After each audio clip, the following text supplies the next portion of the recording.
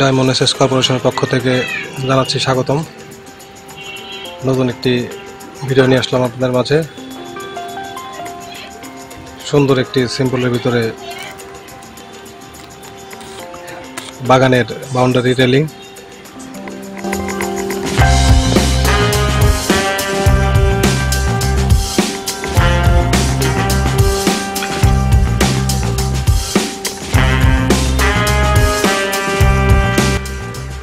এখানে আমরা ব্যবহার করেছি হাতলে 2 ইঞ্চি পাইপ, তার নিচে অলিম্পিক,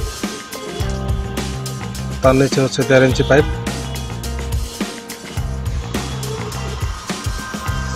সুন্দর একটি বাগানের রেলিং।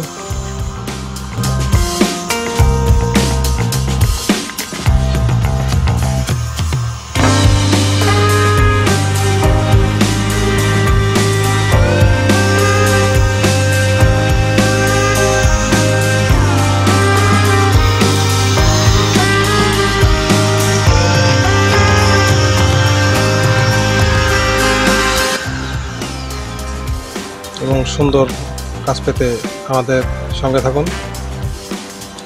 যোগাযোগে স্ক্রিনে দেওয়া নাম্বারে যোগাযোগ করুন।